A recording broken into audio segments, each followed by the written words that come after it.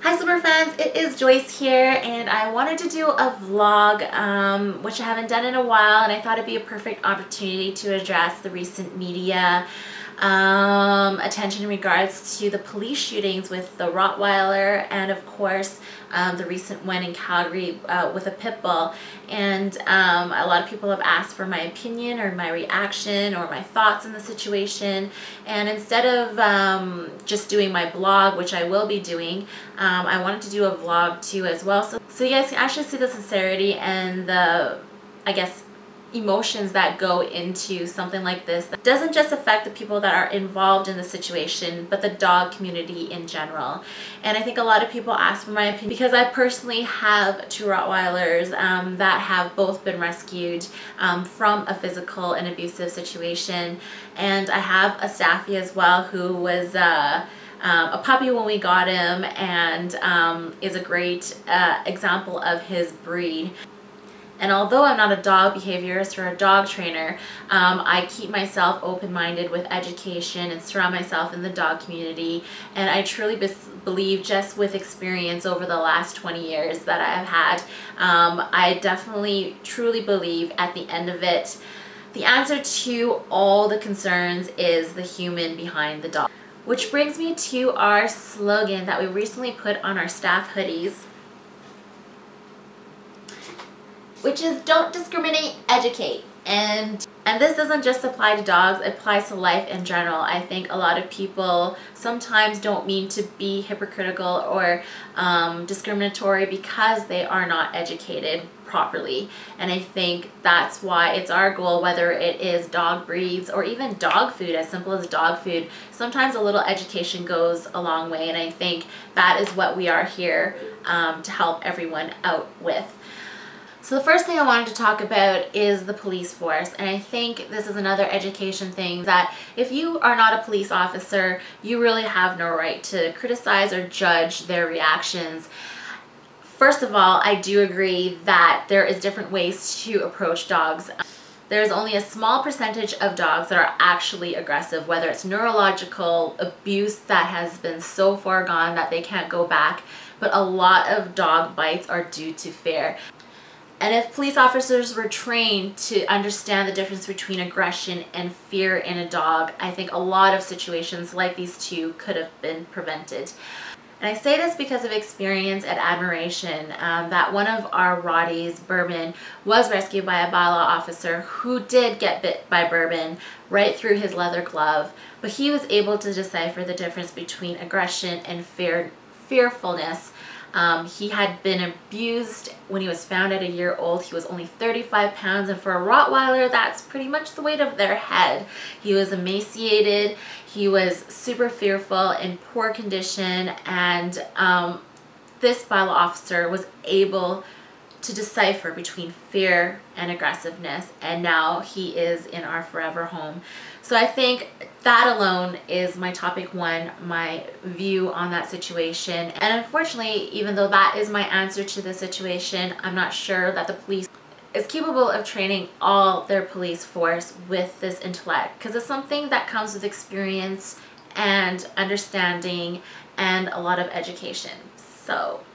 So that is my answer to the first question in regards to how the police officer should have handled the situation. Another thing that people don't realize is they have to deal with a lot of life and death situations that happen in a matter of seconds in a very stressful situation. And they usually deal with people that are under stress, that are probably incapable of thinking on the spot as well due to their stress. So that, taken into account, is a really difficult situation to be in. Second of all, I really think that a lot of these bad scenarios can be refrained if you properly train your dog. And it doesn't matter who you use to train your dog, but the basis of it is that you should learn two major training techniques. The first one is recall, which is super important, and the second one is a stay and leave it command. And it doesn't matter if you're into positive training, if you're into the Cesar Millan methods. I am open to all training, as should everyone, and just like humans, dogs react differently to different types of training. Me personally, I am a hands-on learner when it came to school. I couldn't follow books. I couldn't just stay still and do all that. And same for dogs. Some dogs do well with treat training. Some dogs just do better with a more firm hand. So whatever you decide, it doesn't matter, because at the end of the day, you should be able to recall your dog. You should be able to tell them to sit and stay. And the reason why I think these two are super important is it could save your dog's life. It could save another dog's life. So just learning these two techniques can save you from a lot of hassle. Quick examples for a recall, which is important, is if your dog has a high prey drive and you know it, the best thing is to recall. If they see a small rabbit, they're not running into the road, getting hit by a car, or grabbing and killing a rabbit, or in worst case, someone else's little dog, or a child that they think is little. It's always better to take preventative measures before the situation happens, obviously. So the second thing that I think people should definitely train is, like I said, the stay and leave it command. And I use my dog as a great example. Shogun is a Staffy, and I tell people he's a pit bull because people don't know what Staffies are. He's neutered, but dogs seem to just gravitate to him. They want to hump him. Doesn't matter what size. It's a Shih Tzu or a Jack Russell Terrier or a Lab. He's been humped by all kinds of dogs. And a lot of people be like, well, you know, that's the other dog's fault. Like, it's not your dog's fault. But I like to take the proactive choice of removing my dog from that situation. So I usually just tell, you know, Shogun, leave it, stay. I go over, take that dog away and bring it back to the owner, and we walk away from that situation to avoid any conflict. But I think a lot of people don't understand dog language when it comes to playing. I think a good rule of thumb is if it's not appropriate for you as a human, then it's not appropriate for dogs. I think a lot of people think that somebody licking up their face is appropriate, a dog latching on and humping, that's appropriate, that they're playing, or that a dog is just, you know, runs by another dog and knocks them off in an off-leash park, that's acceptable. But it's not. Like, if it's not acceptable for you, it's not acceptable for a dog. So in that case, in that situation, I would use the stay and leave it command for my dog. And in the other person's situation, they should know to tell their dog to leave it and recall them back to them to avoid that conflict. Because if dogs want to play with each other, they will. They'll chase each other around, they'll wrestle. But if they don't like your dog, don't force them to like another person's dog, or don't force another dog to like your dog. Don't take offense to it. Sometimes I'll walk by small dogs that are playing great with some other dogs, but just decide that, you know what, I don't want to play with your dogs. I make that choice to be respectful, and I tell my dogs, okay, let's go. We'll just walk around you guys and keep going. And I think that is a respectful way to treat the situation, because not every dog's gonna like you, not every person's gonna like you. So the best thing is to respect that space and use these training tools to your advantage. In regards to this police situation, I think those commands could have definitely helped the situation even more to show that you're in control of your dog, so the police officer wouldn't feel so threatened by their presence. So the last thing I wanted to talk about, because I didn't want this vlog to be 30 minutes long, is to put yourself in a position that makes sense. And this is in regards to BSL, which is breed specific legislation, which just drives me crazy that in this day and age that there's still discrimination and racism. And I was really, really lucky and fortunate. I was born in Calgary when there weren't that many Asians, and I never got faced with racism or discrimination or anything throughout my grade school, throughout my life, even up to university. And I really credit my parents, even though I wasn't a perfect child, that they taught me to respect people and, you know, to be respectful and to be polite. And I think that helped me a long way, because I can't think of anything else.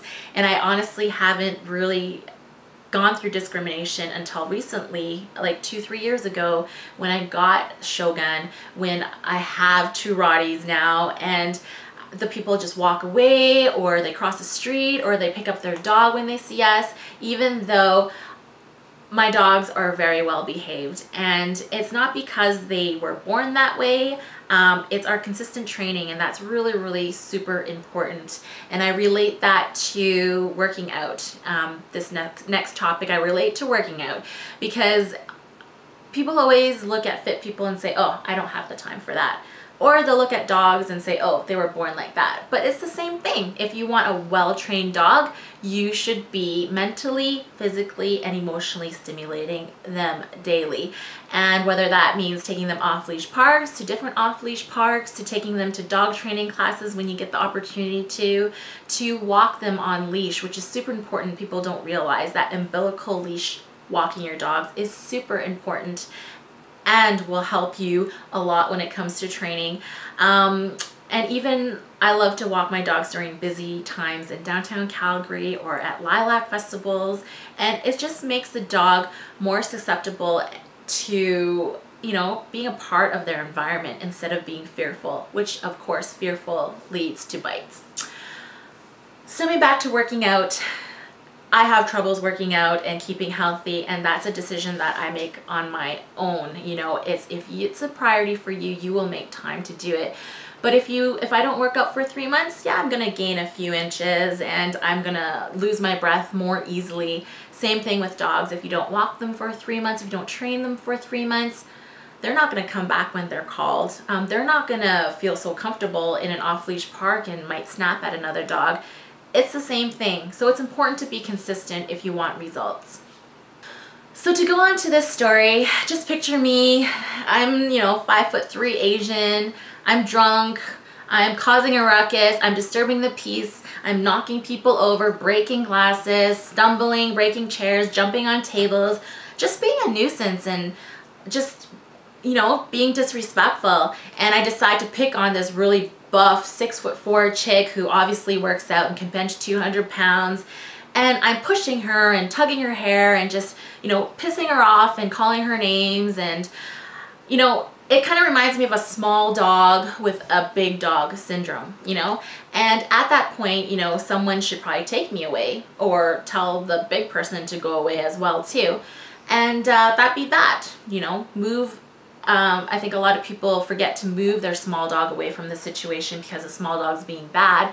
And then in the big dog situation, it's like, oh, your dog's being bad, so I'm just gonna stay here. It's not my fault. I think it's important for us to take responsibility for our actions and remove our big dog away from that situation too.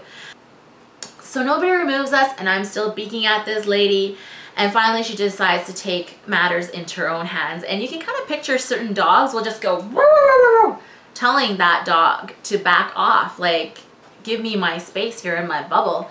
A lot of people don't take that and they just kind of laugh it off, but that's the first sign. And the second sign is that dog is just gonna bite. Like, this woman is gonna punch me in the eye and I'm gonna lose sight of my eye, and I'm just gonna fight back and bark back at her and say, what, you want a piece of meat? And then, you know, she'll punch me again, and all of a sudden I'll knock over and break my arm. And, you know, obviously she's gonna do more damage to me than I'm gonna do to her. And that relates to how I hate when people say Rottie and Pitbull should be banned because they can do more damage. And that blows my mind how that is even a feasible and sensible reason to ban a breed. It's almost like saying, you know what? You shouldn't be allowed to work out. You shouldn't be allowed to bench 200 pounds, and you shouldn't be 6'4", because when I piss you off and you're gonna punch me or kick me or throw me, you're gonna hurt me way more than I would hurt you, you know? So I try and use that perspective in people's eye and make them think, does that make sense? No. And at the end of the day, you know where my opinion is that it's our responsibility as humans to make these decisions for our dogs. They don't have a human brain. They can't talk. They can't understand certain things. So it's our responsibility to keep them safe, to teach them the right things, to teach them to be respectful, and as well to keep them happy by mentally stimulating, physically stimulating, and getting them into environments where they feel comfortable so they're not fearful. And that doesn't just apply to dogs. It obviously applies to your life in general, even your kids, your relationships, your friendships. This all applies. That at the end of the day, if things aren't going right, you should be looking at yourself in the eye and realize, you know, I need to do something to make this better. And I don't want you guys to think that I'm a know-it-all and my dogs are perfect, because they aren't. And I'll tell you guys in the blog about my situation with Mei and my situation with Bourbon to help you understand. I've been in both spectrums of having a dog with difficult issues.